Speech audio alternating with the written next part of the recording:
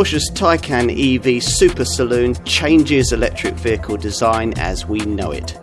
The way it looks, the way it drives, the way it brakes, the way it charges, everything has been reconsidered, redesigned and reimagined. The result is a standard-setting battery-powered model that's purely Porsche and very desirable indeed. And here, in the industry's most comprehensive and detailed test, we're going to find out why. Lots here is different, but one thing here is predictable. With all the torque on offer here developed instantly, it's going to be very, very fast. And of course, this Taycan is. Even the least powerful variant at launch, the 4S, has 530 PS on tap and hits 62 mile an hour from rest in 4 seconds flat. But the models most will choose, the Turbo and the Turbo S version I'm trying here, both begin at an output starting point of 625 PS, then build on it with an overboost function that supplies a few seconds of extra launch or overtaking acceleration. That increases output on the Turbo version to 680 PS, which sees that car demolish the 62 mile an hour sprint in just 3.2 seconds en route to 161 miles an hour. With this Turbo S, there's potentially 761 PS and a stupendous 1,050 Newton meters of pulling power beneath your right foot, enough to trim that sprint figure to just 2.8 seconds. Now, even if you've driven cars as quick as that before, take it from me, this one will feel faster because everything's there all at once, like switching on a light. Less like a sports car, more like some sort of extreme fairground ride. Of course, it won't travel too far between charges if you habitually drive like this. The base 4S variant's smaller 79.2 kilowatt-hour pack makes that model particularly limited in that regard. But even if you upgrade that car to the 93 kilowatt-hour battery size the two turbo spec models get as standard, the WLTP range rating still only sits in the 208 to 288 mile bracket, which is way off what you get in a rival Tesla. Potentially, this Porsche can charge up much quicker than its American rival, though. Theoretically, you can pump in 62 miles of range every 5 minutes, thanks to this car's more sophisticated 800-volt power supply system. Though only if you're fortunate enough to find an 800-volt public charger, which can allow this car to replenish itself at its peak charging capacity of 270 kilowatts, which isn't likely with our country's undeveloped national charging infrastructure. So that's a slight disappointment, but the rather unique way this car has been engineered offers ample compensation. The battery pack powers two synchronous electric motors, one on each axle, hence the all-wheel drive capability, with the rear motor linked to a 2-speed auto gearbox, the lower ratio reserved for those savage launch control starts. All of it's been engineered to work with a veritable arsenal of Zuffenhausen engineering in an attempt to try and make a car with the lumbering curb weight of Porsche's Cayenne E hybrid SUV handle something like a proper sports saloon should. None of the dynamic stuff in play here is anything we haven't seen before. Torque vectoring, adaptive damping with 3-chamber air suspension, and optionally rear-wheel steering and PDCC electromechanical roll stabilisation. But with Porsche's 4D chassis control setup coordinating it all like the conductor of an orchestra, the result through the turns is quite simply astonishing when you consider the amount of weight in play here. There are drive modes, of course, normal for the everyday, range if you've an eye on depleting battery capacity, or sport, or if you've gone for the Sport Chrono Pack, Sport Plus for when you're pushing on. And the steering, brakes and ride quality are all brilliant, almost 911-like. No other EV drives like this. The soul of a sports car? That about covers it. So, a Porsche like no other before it, but very definitely a Porsche. All the key elements of Zuffenhausen brand design are there. The special topography of the bonnet and front wings, air intakes instead of a dominant radiator grille, the Marque's so-called flyline, falling roofline, and a strong shoulder at the rear. These are elements that characterise every Porsche, but have, says design chief Michael Mauer, been subtly evolved in this one. You might have been expecting it to be an SUV. Every other competing brand took that route in creating its first luxury full electric vehicle.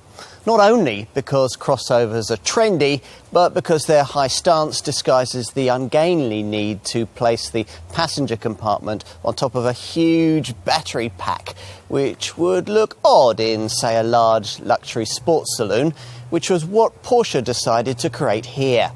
A car that, amongst EVs, is absolutely unique in its proportions. An emotionally charged performance sedan that sits just 1,380 millimetres high, yet is almost 2 metres wide. There's really nothing like it. Here again, classic Porsche design staples mixed with modern technology. So thanks to this low seat and raised centre console, there's a real cockpit-style feel that's refreshingly different from the raised SUV demeanour of obvious luxury EV rivals. And the instrument cluster is wider than the steering wheel in a manner reminiscent of the original 911. Take a closer look and you'll find that what lies behind the chunky 3-spoke wheel is anything but retro. A 16.8-inch curved digital screen, one of up to 4 here at the front of the cabin. There's a lower 8.4-inch touchpad on the centre console, just below a 10.9-inch PCM Porsche Communication Management Central Infotainment Monitor, which can be optionally extended with a further supplementary display here for the front seat passenger. There's a lot to take in. Now, all of this feels entirely appropriate to a cutting-edge 21st century premium EV, but you can't help sometimes feeling that old-fashioned knobs and buttons, particularly on this lower centre display, would be easier and more intuitive to use on the move.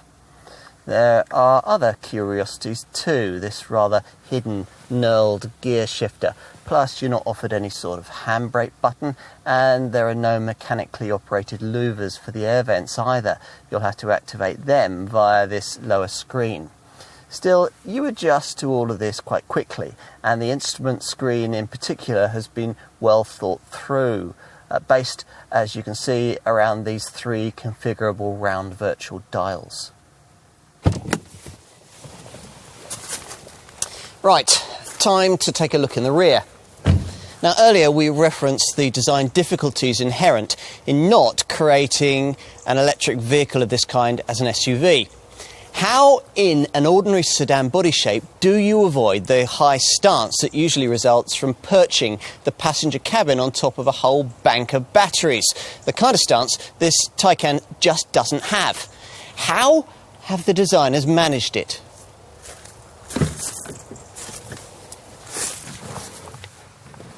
Very cleverly. The rear footwells here might look conventional, but they're actually hollowed out sections of the floor plan. Porsche calls them foot garages that allow your feet to be positioned at the same lower height as the battery pack, rather than being placed on top of it. No other EV design team has previously thought of doing this. For a GT-style sports saloon, headroom is actually pretty good, and surprisingly, it actually improves by a few inches if you opt for the extra-cost panoramic glass roof. This centre tunnel is particularly high, another reason why you might not want that centre seat, but it does at least give this 2-seat layout a cocooned, sports car-like feel. Right, let's finish with a look at boot space, starting not at the boot, but here at the front. Yes, like a 911, you get a little storage space beneath the bonnet, and it is little, just 84 litres in capacity. So anything of any size will have to be stored in the rear cargo area, accessed via this power-operated boot lid, which rises to reveal a 366-litre space. That's 37 litres less than you get in Porsche's Panamera 4e hybrid model, though in this case you'll probably find it's quite substantially accounted for by this charging lead case. The conventional rear seating arrangement only leaves you with this 60-40 seatback split. If, like us, you'd begun to imagine that the golden age of the motor car was well behind us, there's cause for hope here. and even for an argument that a really well-engineered EV can restore to enthusiasts some of the driving involvement and excitement that's been lost in recent decades as powerful petrol engines have become sanitised by turbochargers, particulate filters and camera-driven technology. Ultimately, those petrol engines have to go, but what replaces them doesn't necessarily have to be an automotive domestic appliance. The Taycan proves that. It is, exactly as its brand promised, a true Porsche for the age of electromobility. And for the right kind of customer, will be desired, loved and coveted like no other. It is quite simply an astonishing achievement.